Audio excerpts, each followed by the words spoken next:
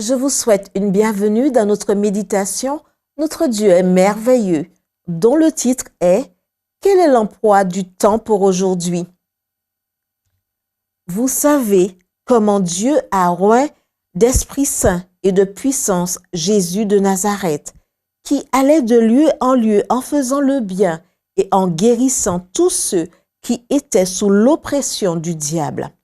Acte 10, versets 37 à 38. Je me suis toujours considéré comme un bon gestionnaire du temps. Au début d'une journée, je sais généralement quelle activité je vais faire, à quelle heure je vais manger, lire, écrire, faire de l'exercice, jouer, et combien de temps je vais consacrer à chacune de ces activités. On pourrait presque dire que je considérais ce trait de caractère avec une certaine satisfaction. Jusqu'au jour où j'ai lu un excellent article de Mark Buchanan qui m'a littéralement secoué. Selon Buchanan, le trait distinctif des personnes ayant le sens de l'objectif n'est pas leur capacité à gérer le temps, mais leur capacité à être attentif. Que veut-il dire? Buchanan l'illustre à travers l'expérience d'un ami pasteur de Toronto.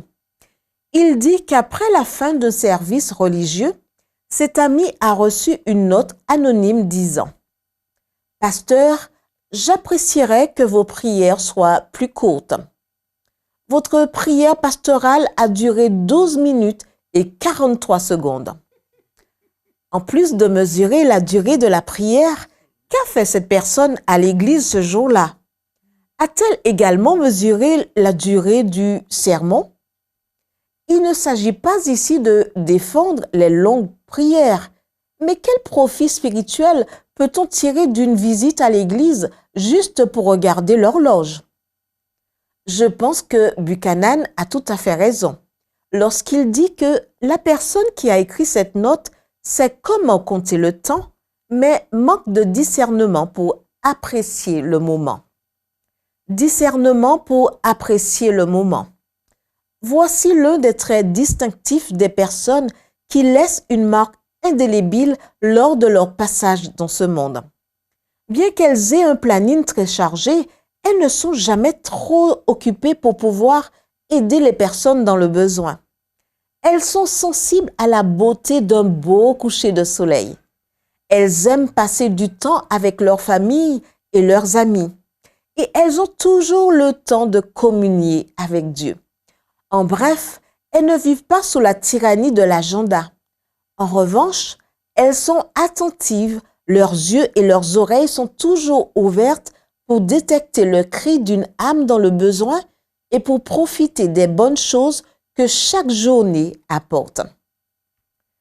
Et maintenant, dites-moi, n'est-ce pas l'exemple que notre Seigneur nous a laissé? S'il y avait quelqu'un avec un emploi du temps chargé, c'était bien Jésus. Pourtant, comme le dit notre texte d'aujourd'hui, il allait de lieu en lieu en faisant le bien et en guérissant tous ceux qui étaient sous l'oppression du diable. Quel est votre programme pour aujourd'hui? Prions. Père céleste, permets qu'aujourd'hui, au milieu des nombreuses activités de la journée, mes sens soient toujours attentifs aux besoins de mon prochain. Au nom de ton Fils. Amen.